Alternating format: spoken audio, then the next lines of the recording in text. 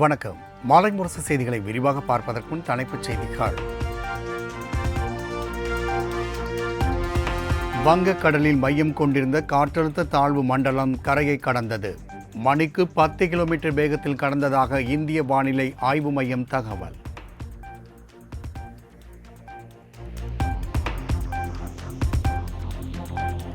ஒகேனக்கல் காவிரி ஆற்றின் நீர்வரத்து வினாடிக்கு 25,000 கன அடியாக அதிகரிப்பு. நீர்வரத்து அதிகரித்துள்ளதால் ஒகேனக்கல் அருவிகளில் குளிக்க பரிசல் இயக்க தடை விதிப்பு.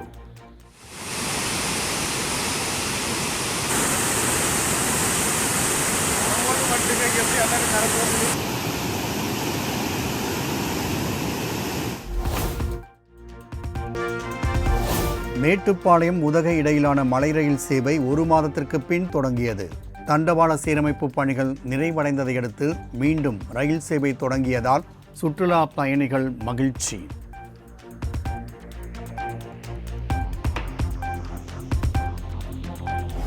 சென்னையில் 19 கிலோ எடை கொண்ட வணிக சிலிண்டர் விலை 38 ரூபாய் உயர்ந்து 1855 ரூபாயாக நிர்ணயம். கடந்த மாதம் 7 ரூபாய் 50 காசுகள் உயர்ந்த நிலையில் தற்போது விலை அதிகரிப்பு.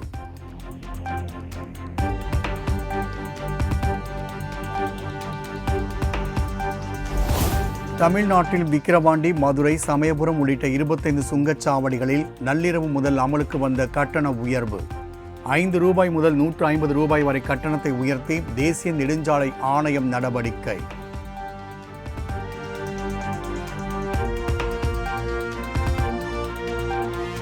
தெற்காசியாவிலேயே முதன்முறையாக இரவு நேர ஃபார்முலா 4 கார் பந்தயம் சென்னையில் தொடங்கியது.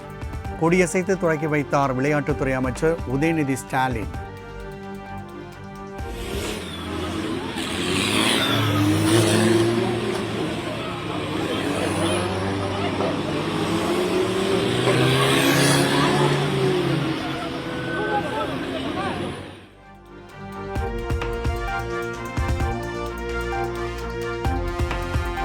சென்னையில் நடைபெற்ற ஃபார்முலா 4 கார் பந்தயத்தை காண குவிந்த ஆயிரக்கணக்கான ரசிகர்கள். பாதுகாப்பிற்காக ஏராளமான போலீசார் குவிப்பு.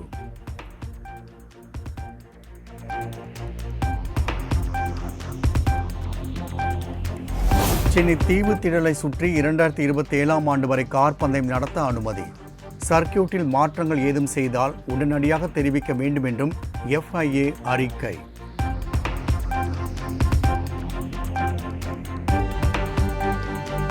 ஃபார்முலா 4 கார் பந்தய பாதுகாப்பு பணியில் ஈடுபட்ட திருவல்லிக்கேணி காவல் உதவி ஆணையர் சிவக்குமார் மாரடைப்பால் உயிரிழப்பு. குடும்பத்தினருக்கு 25 லட்சம் ரூபாய் நிவாரண உதவி அறிவித்து முதலமைச்சர் மு க ஸ்டாலின் உத்தரவு.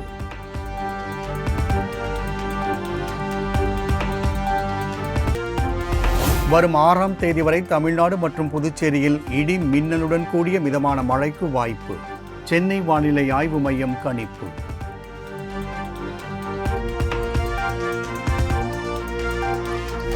தமிழ்நாட்டில் உள்ள சிவா ஆலயங்களில் சனி பிரதோஷத்தை முன்னிட்டு நந்தியம்பெருமானுக்கு சிறப்பு அபிஷேகம். திரளான பக்தர்கள் பங்கேற்று சாமி தரிசனம்.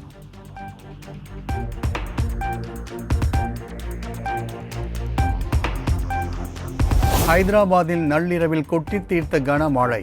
சாலைகள் மழைநீர் பெருக்கெடுத்து ஓடியதால் வாகன ஓட்டிகள் அவதி.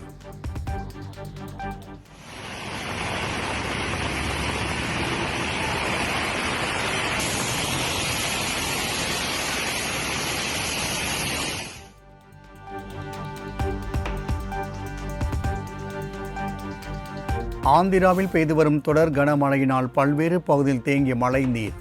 பொதுமக்களின் இயல்பு வாழ்க்கை பாதிப்பு.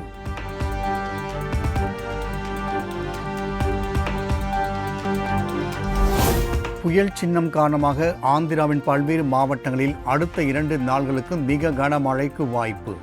இந்திய வானிலை ஆய்வு மையம் அறிவிப்பு.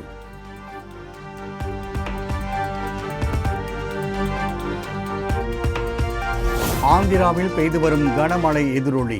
ரயில் பயணிகளுக்கு உதவி எண்களை அறிவித்தது தெற்கு ரயில்வே.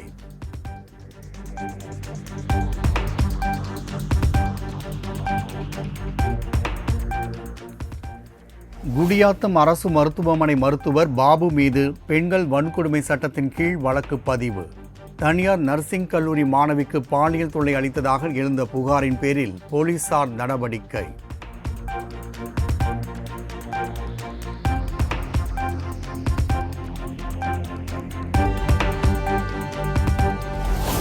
கடந்த 10 ஆண்டுகளில் இந்திய பொருளாதாரம் 90% வளர்ச்சியடைந்துள்ளது. சீர்திருத்தம், செயல்திறன் மற்றும் மாற்றமே பாஜகவின் தாரக மந்திரம் என டெல்லியில் நடைபெற்ற உலக தலைவர்கள் மன்றத்தில் பிரதமர் மோடி பேச்சு.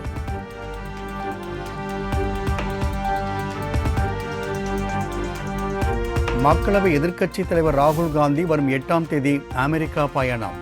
மாணவர்கள், கல்வியாளர்கள் மற்றும் பல்வேறு துறை சார்ந்த நிபுணர்களுடன் கலந்துரையாடுகிறார்.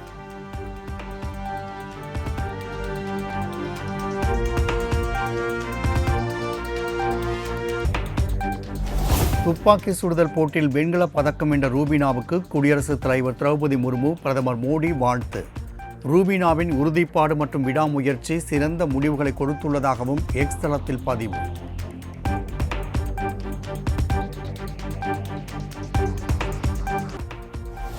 இலங்கை அணிக்கு எதிரான 2வது டெஸ்ட் கிரிக்கெட் தொடர் 483 ரன்கள் இலக்கு நிர்ணயம் செய்தது இங்கிலாந்து அணி.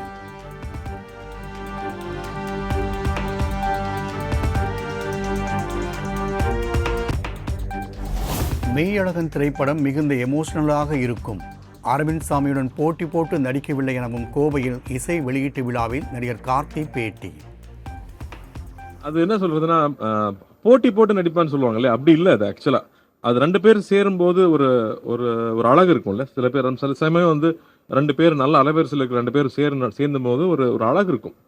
அந்த அழகு ரொம்ப நல்லா அதில் வந்திருக்கு அப்படிங்கிறத நான் பார்க்குறேன். ஸோ அது போட்டிங்கிறத விட ரொம்ப ரசித்து ரொம்ப என்ஜாய் பண்ணி 2 பேர் தான் படம் ஃபுல்லாக இருப்போங்கிறதுனால அது ரொம்ப